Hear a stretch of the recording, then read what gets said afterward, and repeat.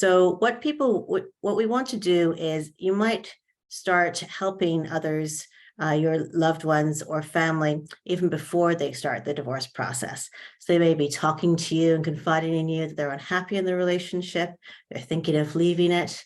You may be helping them in planning for leaving, and that's especially important in domestic abuse and coercive control situations, especially if you think that your friend or family or loved one is in such a situation. Helping them with the pre and the planning will be especially important in those cases, because very often those people will leave and then go back to the relationship afterwards if they don't have the right support in place. And in fact, most people will leave those relationships maybe up to 7 times and go back again before they finally make that move to really leave that relationship. So if they have the right support in place around these 4 areas, that might help them to get out of that situation more permanently a little bit earlier. In other situations, they may come to you while they're in the process of their divorce. They may not have opened up to you beforehand or confided in you during that time. They may be coming to you during that process phase. So there's different support situations there.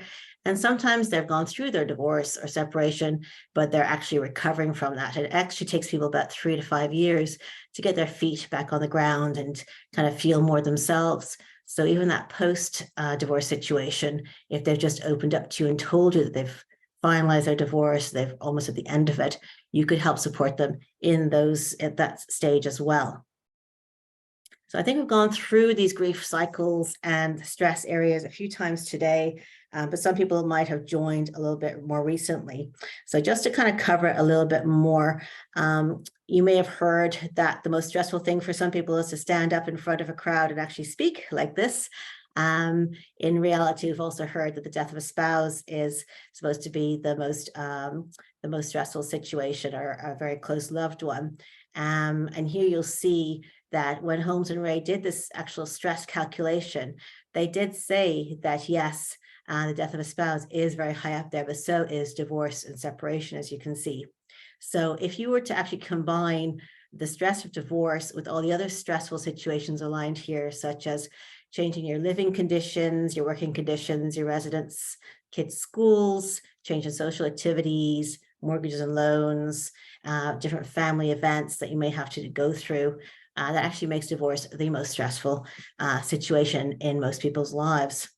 And what they're going to go through is the initial shock of the potential divorce, the anger that you would have heard, depression, detachment, bargaining. Maybe they'll start opening up to people a little bit more then, and then finally accepting and returning to a meaningful life. And as we talked about beforehand, the person who has instigated the separation or divorce may have already gone through all of these situations when they finally decided that they need to leave the situation, the shock of realizing that this relationship just isn't going to work and they're actually going to leave it. And they may actually have gone through these emotions before they tell the other person that they're going to leave them. So when they come to you in the pre and preparation, some of these situations may be coming up for them. And as they go through the process of the divorce, they'll be dealing with their to-be ex, dealing with these situations, the children going through all these phases as well, and they'll be having to emotionally support all of that as they go through it.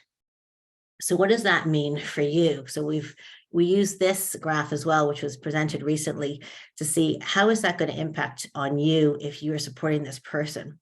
So when they first go through the shock of maybe finding out that they're going to be going through a divorce, just how can you support them during that time emotionally as they're going through that shock and maybe not believing that it's actually going to happen.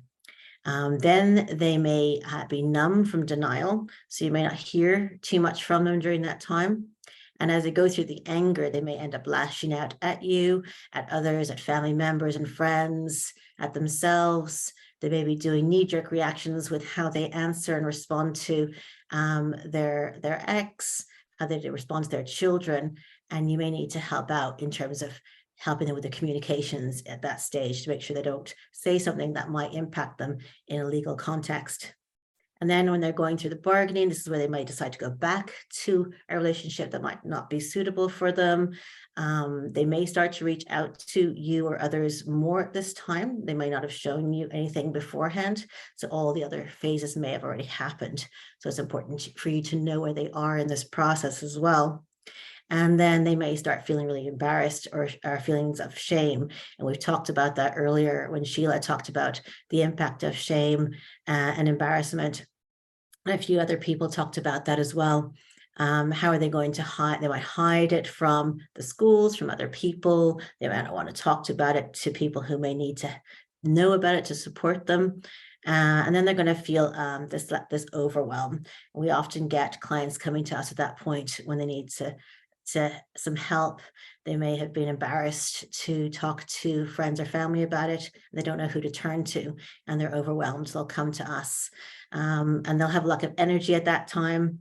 And then they'll finally start to eventually go through these process a few times over and back before they finally start to accept and move forward. And then what we do is we support them in planning out their new lives, feeling more the energy, looking at the positives of where they're going, and future focusing. And that's something that their family and friends can really support them in as well. So when you're going through this time, during the communication, the connection, that conflict, those painful points that they're going to see, they're going to feel a lot of aloneness during that time, like no one else has gone through this. They don't know who to turn to. They might not know anyone in their friend or family group who's gone through separation or divorce beforehand, and they won't know who to start that conversation with or who will really understand them. So knowing who to trust, who's close to them. As I talked about, there'll be a lot of conflict potentially with their ex going on at this point that will be heightened. They may have some conflict with the children. The children may be responding to the tension in the household in different ways, depending on their age groups. Some of the family may not agree if they want to separate or divorce, or if they want to stay and the family's trying to get them to leave. And the same with some friends, the impact is going to have on friend groups. I think that was covered earlier today as well. There's going to be a lot of impact happening on the person at this point. So how can you support during this time? Well, there's general listening. I mean, the power of listening and just being there for the person is extremely strong during this time. You don't necessarily have to give advice, just need to be there for them just to download on a little bit. Having a bit more open mind and non-judgmental during this time. It's also important to know that the friend that you have or family member may start to change a lot as they go through their divorce and start to metamorphosize.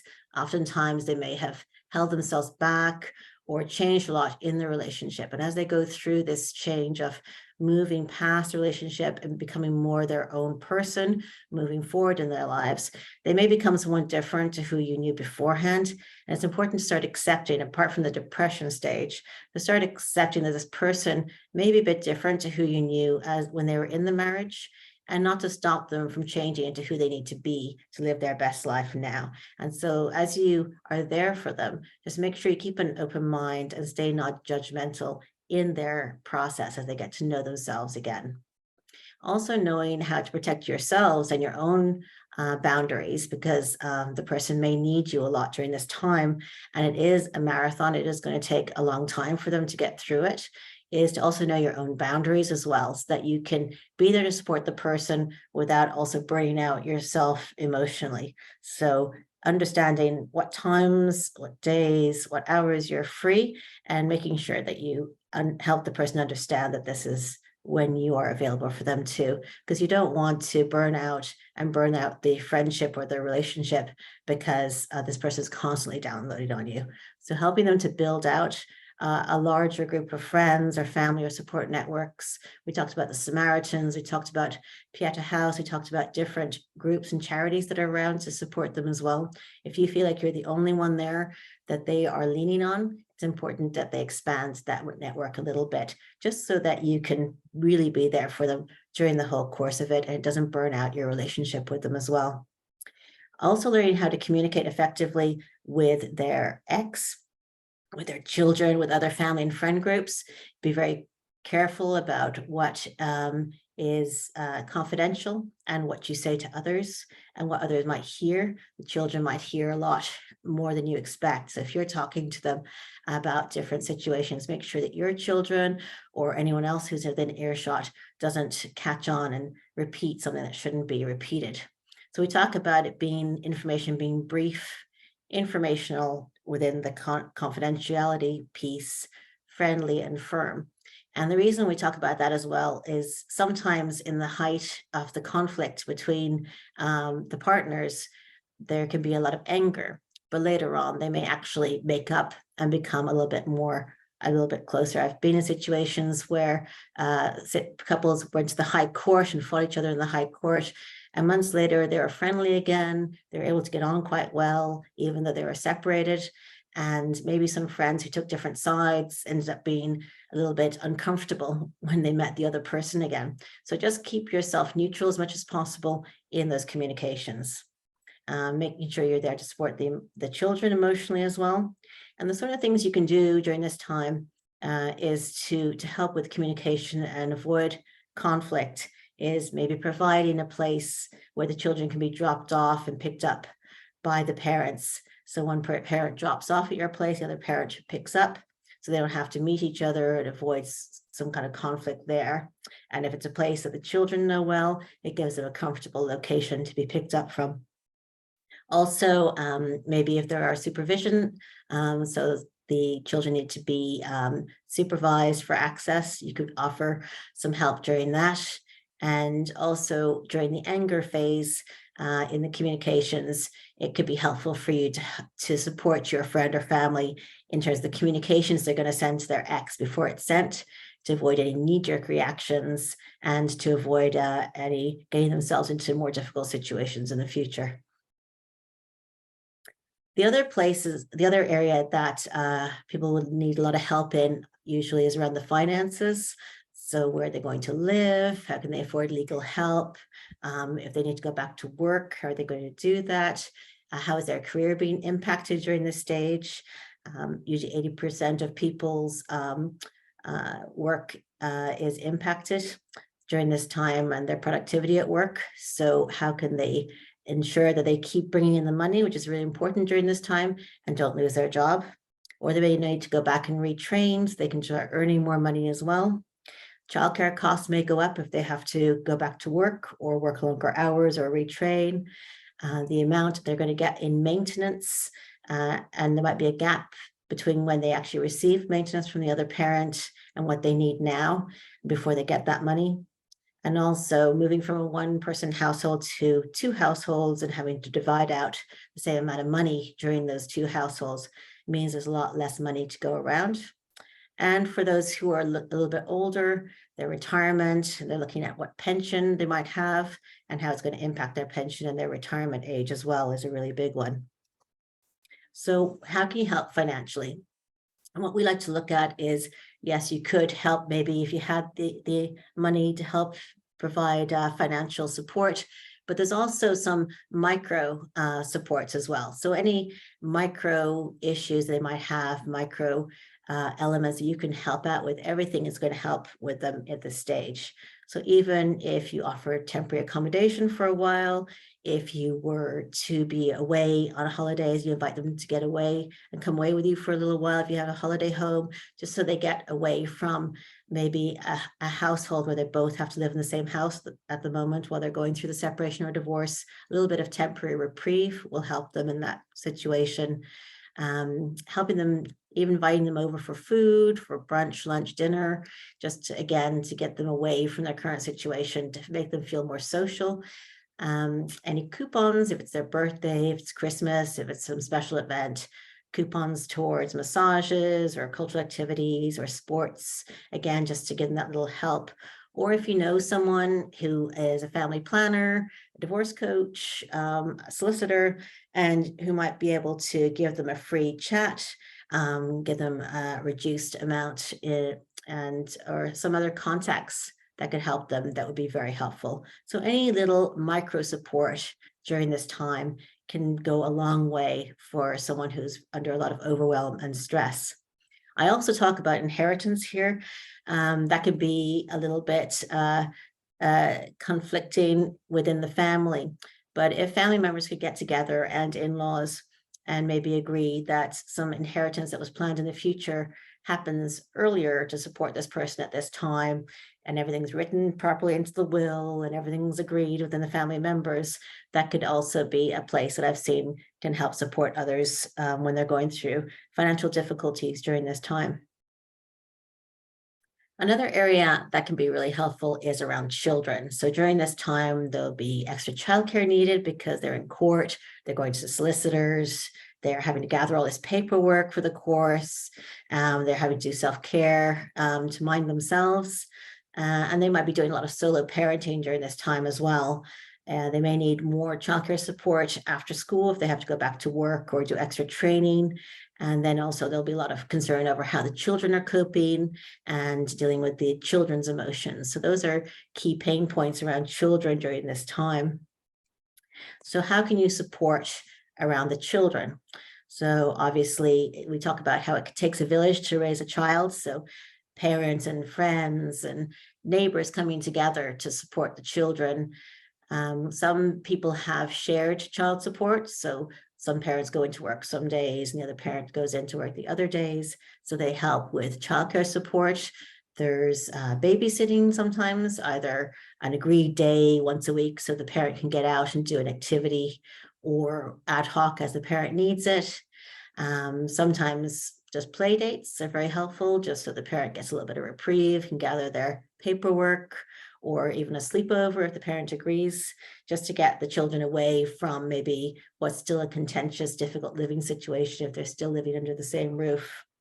I've had some people who have actually offered an extra room in their house to an au pair. So someone who comes to look after the children and spends about 20 hours a week looking after children, and the other hours studying English. If you don't have space in your house, sometimes a friend offers space in their house to their neighbor who's nearby, and that can help reduce the costs of childcare. So that's something a little bit different, but just an idea of the sort of support that people have pulled together to help with. And then if they know any child expert services or they're experts themselves, sometimes they can help with the child's emotional needs in those ways. And we've seen that happen as well. And then we always talk about self-care on the course. So of course, we talked about how our clients are often in a situation of overwhelm during this time. There's huge changes taking place in their lives. They can be going through depression, they're feeling alone. Sometimes their diet can get affected, or they turn to alcohol, which is a big issue. And often their usual self-care rituals fall apart during this time, and there also can be in a career slump as well. So how could you support them during this time so they can manage more self-care? So obviously the listening that we talked about, taking them out, getting them out for exercise, helping them, especially if they're depressed, they're not going to want to do that themselves. So just, inviting them out to different events, going for sea dips with a group, doing a yoga class, going to GAA training, playing golf or tennis, and then also cultural activities. So getting them a ticket to a play, taking them out to a gallery, getting them to join a book club, or other social events. So often people who are going through separation or divorce get ostracized from society because everyone seems to think that they're going to steal their husband or steal their wife, or something's going to happen just because they're now single. So making sure that they do get invited to those parties, to those events, they're not left out, because this is a time when they especially need to get out and be with people and get away from their mind constantly thinking about all the different things that are going on. Also, if they need some professional support, and you can see that, maybe reaching out and helping them find the right support, a counselor, a financial planner, and just giving them that white space, as we call it, to just breathe, not have loads of things to do, and just have some time to calm themselves down. Can be other areas that they just need a little bit of space to themselves to get through this very difficult time. So those are just a few examples of the key areas of the 7 C's there you can support. I have a number of free handouts for people that you can leverage if you want to support someone else, or if you're going through this yourselves, you can give that to members who are taking care of your mind and looking after your children or helping you out in different ways. So it's a handout you can give to family and friends. I am also offering a complimentary call to anyone who has registered for this event, and also a coupon for 50% off my products as well. So I will put that in the chat box afterwards, so you guys have those links, or you can find them in the replay when you're listening back to this. So I hope that helps. And if anyone has any questions, just let me know.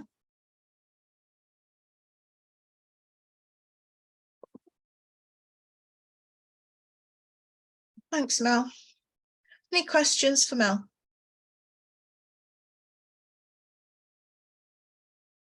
Not really, but just more of a statement, because I think what you just covered, Mel, was really helpful, because family and friends are quite often just don't know what to do they?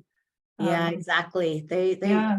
I find that they're not really sure where they're supposed to step in and when they're overstepping the line. And they don't really think outside the box as to where they could really be of support. And it's really those little micro, supports that can really mean a lot. Like when you, if you have are grieving a family member who's passed away, for example, it's the dinners that people drop off. Yeah. It's those little gestures that they do that just mean so much to you during that time. And it's a similar when they're going through separation and divorce as well.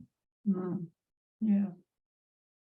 Is that the sort of talk that you would give to companies? Because I've been thinking about connecting with companies, and then sort of got stuck because I was thinking, what angle can you take? Because obviously people going through divorce aren't necessarily going to want to come to a group meeting. And I was trying to think of a way around. Oh, someone just muted you, Sally. I don't know who muted you. It's a little bit different in corporations, and that's why I kind of explained at the beginning that I take a different angle to that.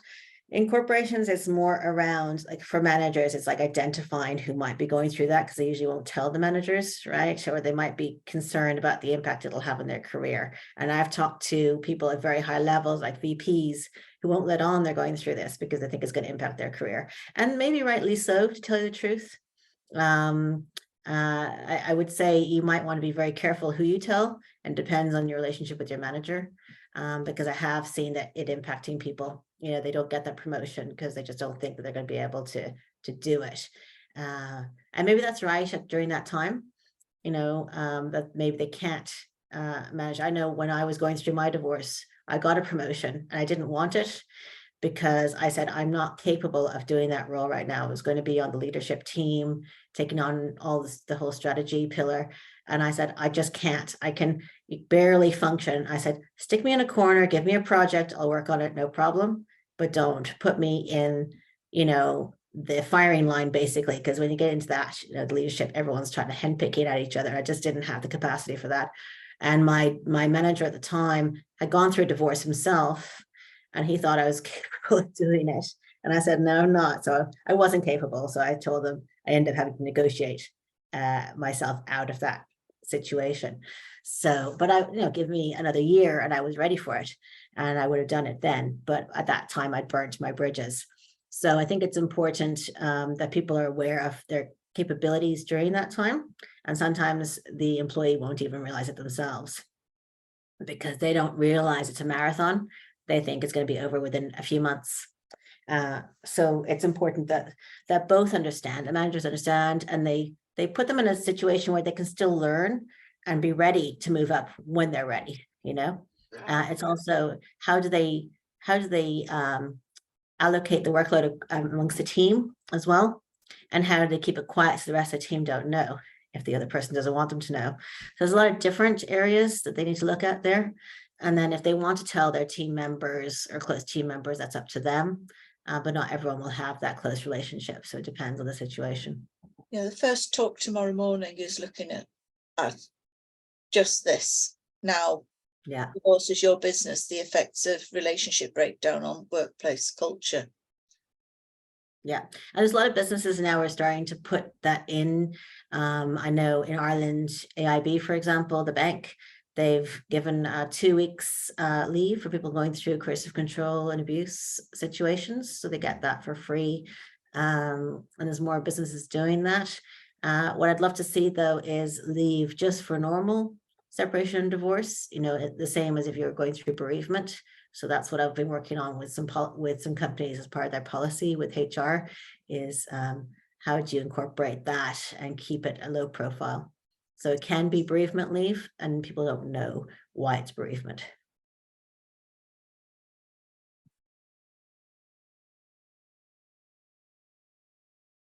Any other questions, statements, observations on Mel's talk? It was great, Mel. It's just I'm thinking in which way we can provide more of this information Yeah. to, I mean, because when we work with the clients, but how we can spread this information. I think for it's just giving them a family. little handout. Like I have a link there to a handout people can just download and give to their family and friends. But yeah, and as you said, I think someone said in the previous presentation by Jane, and was it Claire as well who were presenting? How do you approach it if you think someone's going through a separation or divorce? How do you approach them and talk to them about it in the first place and offer your help in a way that's, that making them feel uncomfortable? Yeah. So, yeah. This is something that Jenny is presenting tomorrow morning, and Tom and myself have been working on in the UK. We've got a government approved family transition policy that deals with just this, and we also offer awareness raising training, and we're going to be offering access to our graduates, but also for large companies to train in-house family transition champions. Just like menopause champions. Yes. And obviously there's going to be a big overlap between the two areas. I know I trained 2 divorce coaches with Merseyside Police last year, and within a month of them qualifying, they'd supported 5 people from the force between them, and in the 12 months since then they've supported over a dozen people. That's amazing. Right. That's just from one force. If you look at the NHS as an example. Exactly. Yeah, I started an employee support program recently, and they said that the research that they had done in terms of support showed that the biggest support required was divorce coaching. So that's and the relationship management. So it's a big area. It is. And there's been a movement recently with parent power, but they've not gone far enough. They've just said big companies should be giving divorce and separation leave, but they've not talked about the support mechanisms. They've not talked about how to raise awareness of it. They've not come up with a policy. And we were doing this last summer. We got it through to the Minister for Small Businesses last summer. Obviously that's changed now since the multiple changes in Prime Minister. But some people don't want to take time off work. Some No, they people don't. find it Yeah. really helpful to have some sort of structure as well. And that's what we're saying, is to look at the policies in relation to family friendly policies and needs of the individual. Because we know from research that productivity falls off by anything up to 40% for anything up to 5 years, depending on how long the divorce takes and the level of emotional upset and all the rest of it that the Mm. individual has got. So when you look at the effect on the bottom line of the company, it doesn't make sense for them not to do it, because Yeah. in addition to the fall off in productivity, there's also the knock-on effect from, you know, round the kettle and round the water bottles, because people talk and then people start questioning their own relationships. But also there's up to 10% of people that are getting divorced will leave or be asked to leave their jobs because of the fall off in productivity, because of the level of stress, etc. So it's an area that really does need a lot of work doing on it. Yeah, and Mel's situation illustrates it well, doesn't it? You know, that, you know, you wouldn't have wanted to have that promotion, and had you had it, or had it been almost forced on you, you might have left your job or just, you know, failed. And it just, yeah. I remember I just not long started in a new promotion job as I started to separate, and I was driving along the M62 one morning going into Manchester, and the traffic was all around me, and I suddenly had the most awful contraction in my chest, and I thought, oh shit, I'm gonna have a heart attack. And I tried to pull over to the hard shoulder. I eventually got there, and I just sat there gasping for breath, and a policeman pulled up behind me because he, you know, I put my hazard warning lights on. He came up to see what was wrong, and he was astute enough to see it was a panic attack and nothing else. So he sat with me. He had a paper bag that his sandwiches had been in, and all the crumbs were everywhere, but hey ho. But he got me calmed down, gave me an escort into work. But even then, I didn't say anything to my managers because I'd just been promoted, and I didn't want them to think I couldn't do the job. Yeah, and it's at that time that you really need the money too, so you just can't give up the job and walk away, you know, because you're under a huge amount of stress then. Well, that's right. It was my first full-time job since before I'd had the children. Yeah. And that's another question, is like sometimes people decide after the divorce to actually leave and start again somewhere else, because they want to leave it all behind and leave all the memory, especially if they've opened up to more people about it, and they don't want that stigma in a way that may have attached itself to them. And so moving, if the corporation is big enough, moving to a different part of the corporation or starting again somewhere else can sometimes be a fresh start for everyone. Mm-hmm.